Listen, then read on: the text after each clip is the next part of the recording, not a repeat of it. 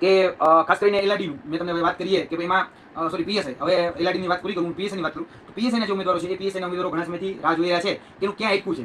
તો એ લોકોને પણ કહેવાનું કે ભાઈ તમારી હવે જે પ્રોસેસ જે છે અંતિમ તબક્કામાં છે, તમારી જે પ્રોસેસ હવે અંતિમ તબક્કામાં છે એમાં હવે 80% કામ તમારું પૂર્ણ થઈ ચૂક્યું છે, 20% બાકી છે. પછી ત્યારબાદ જે સ્ક્રુટિની કરવાની હોય, જે માર્ક જે બધાના કહી શકાય કે જે જગ્યાએ પેપર ચેક કરવા આપ્યા હોય એ જગ્યાએ પછી બધા જ ભેગા કરી અને સ્ક્રુટિની કરી અને એ પછી યાદી બનાવવાની હોય છે. તો એનું કામ એ હવે થોડાક આગળના દિવસોમાં હવે શરૂ નથી થયું, એ શરૂ થવાનું છે હજી. હવે 80% પ્રોસેસ જે પેપર ચેકિંગ વાળી હતી એ પૂર્ણ થઈ ગઈ છે. હવે બાકીની જે પ્રોસેસ છે એ બાકીની પ્રોસેસ ઉપર અત્યારે તમારું કામ ચાલી રહ્યું છે.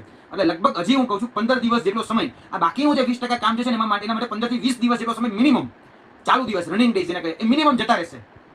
એલઆરડી અને પીએસઆઈ ની ગણતરી એવી છે કે ભાઈ આપણે ડિસેમ્બર સુધીમાં આ લોકોને નિમણૂક પત્ર આપવા, નિમણૂક પત્ર એટલે એના માટેની જે પ્રોસેસ છે ને એ રીતે ચાલશે. ઘણા બધા ઉમેદવારો બહુ જે જાગૃત છે, જે ગાંધીનગરમાં રહી રહ્યા છે, એને ખરેખર ભરતી બોર્ડને સૂચનો કર્યા છે, એ લોકો લેખિતમાં રજૂઆતો કરી છે, મારા સુધી પણ કોપી પહોંચી છે કે ભલે ગણ્યા બેઠા છે, એક કે બે ઉમેદવારો છે કે જેને કીધું છે કે ભાઈ પેલા પીએસઆઈને નિમણૂક આપી દો, પછી એમાં જે જગ્યાઓ જે છે એ કોન્સ્ટેબલ માટે કોઈ રિપીટેશન ન થાય, અથવા પેલા કોન્સ્ટેબલ આપશે તો બધું રિપીટેશન થશે. આ બધી વાત એને જે કરી અને પોતાની જે ખરેખર જે આપવી હતી વેદના જે હશે એ વેદના રજૂ કરી છે, જેથી કરીને જે કોમન ઉમેદવારો છે, કોમન ઉમેદવારો રિપીટ ન થાય એના માટેની પ્રોસેસ એ લોકો કરી રહ્યા છે. અને ખરેખર ખૂબ સારી બાબત છે. એને હું હંમેશા જાગૃત વ્યક્તિ કહું છું, અને જાગૃત વ્યક્તિ ગુજરાતમાં ખૂબ ઓછા છે, ખૂબ ઓછા.